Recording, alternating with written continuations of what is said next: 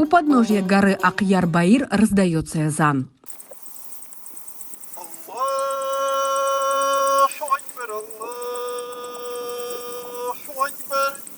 Призыв к молитве звучит с минарета Джума-Джами в селе Янджу Бахчисарайского района. Трудно поверить, но еще 5 лет назад эта красивая, богато убранная мечеть выглядела вот так.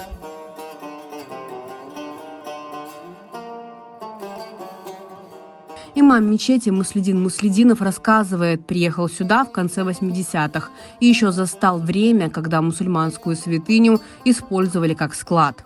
Он использовался под склад. Где вот михраб сейчас находится, там были ворота. Видимо, удобнее было им оттуда открыть ворота. Здесь настоящие ворота, старые, небольшие, низкие ворота, еще со времен наших дедов. Он был завален камнями. Окна, все вот эти проемы были завалены камнями. Там вот михраб разобрали и в окна замуровали, короче. И вот так вот.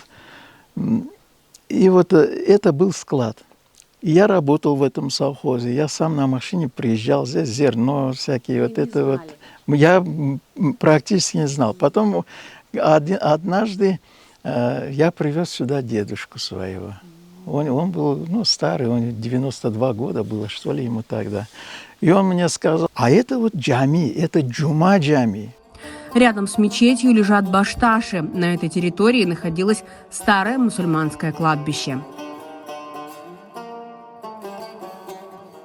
Если в начале 90-х в Янджу проживало 26 семей крымских татар, то сейчас осталось лишь 5.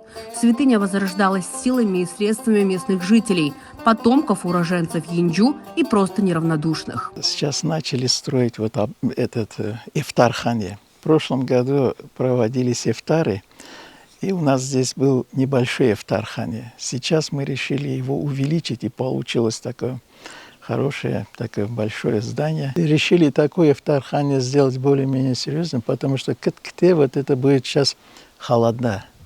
И ураза будет приходить на холодное время года.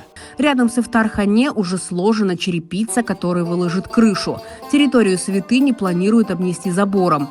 Но на этом местные мусульмане останавливаться не собираются. Реставрация ожидает и вторая мечеть в селе. Она находится в 100 метрах от этой. В советское время в ее стенах был клуб. Сейчас здание заброшено.